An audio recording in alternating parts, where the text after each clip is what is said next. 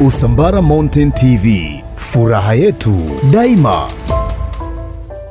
Mkuu wa Jimbo Kuu la Dodoma, maaskofu wakuu, maaskofu, mapadri, watawa, waumini na waombolezaji wote tuliokusanyika hapa siku ya leo. Nitumie nafasi hii kwa kifupi sana. Kwanza, kwa heshima kubwa na unyenyekevu mkubwa, kuwasilisha kwenu salamu za pole kutoka kwa Mheshimiwa Rais wa Jamhuri ya Muungano wa Tanzania, Daktari Samia Suluhu Hassan, ambaye amenituma niwafikishie salamu za pole kwa kanisa pamoja na familia ya marehemu. La pili, naomba nitumie nafasi hii kusema kwa kifupi sana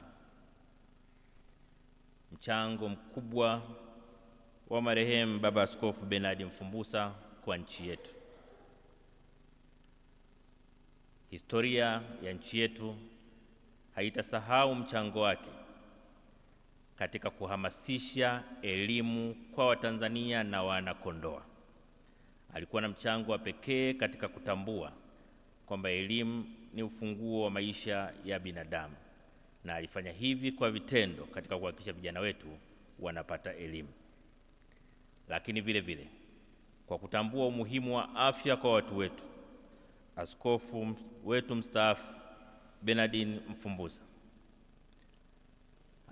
sio askofu mstaafu, samahani, askofu wetu marehemu, alifanya kazi kubwa sana ya kuhamasisha na kusimamia ujenzi na uendelezaji wa huduma za afya katika jamii ya Kondoa na katika nchi yetu. Lakini vile vile akiwa mbobezi wa taaluma ya elimu ya mawasiliano na habari, amekuwa mwalimu mwelekezaji kwa watu wengi katika nchi yetu, wakiwemo baadhi ya watumishi wenye nyadhifa za juu katika serikali. Hakuna mtu ambaye amepata kuwa mwanafunzi wake ambaye hatamkumbuka kwa weledi wake na uwezo wake mkubwa, lakini hamu yake kubwa ya kusambaza elimu aliyonayo kwa wengine.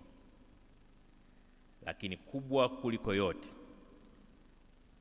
marehemu Askofu Bernard Mfumbusa alikuwa kiungo cha pekee kati ya Kanisa Katoliki, madhehebu mengine ya Kikristo, lakini pia madhehebu mengine ya Kiislamu na dini zingine mbalimbali. Anakumbukwa kwa kutaka dini zote zifanye kazi kwa kuheshimiana, kwa kushirikiana na kwa kupendana. Kwa kifupi, Askofu Bernard Mfumbusa atakumbukwa kwa kutimiza wajibu wake kwa binadamu, kwa kutambua tunayo maisha tunayoishi leo, lakini vile vile kutimiza wajibu wake kwa Mungu kwa kutuongoza katika njia ya kutuelekeza katika uzima wa milele. Tunaomba Mwenyezi Mungu aipokee roho yake mahali pema peponi. Tunamwomba Mwenyezi Mungu awape roho ya uvumilivu na kukubali familia yake, lakini pia aifanye familia yake ijue kwamba sisi wa Tanzania tunayo shukrani ya pekee kwao kwa malezi waliompa Baba Bernard Mfumbusa, lakini vile vile walivyoweza kumtoa sadaka kwa ajili ya nchi yetu. Na washukuru sana viongozi wa kanisa kwa malezi makubwa ambayo mlimpa Baba Bernard Mfumbusa ya kumfanya awe mtume, si kwa kanisa peke yake, lakini pia kwa nchi yetu. Tunaomba Mwenyezi Mungu aiweke roho yake mahali pema peponi. Asanteni sana kwa kunisikiliza. Usambara Mountain TV, furaha yetu daima.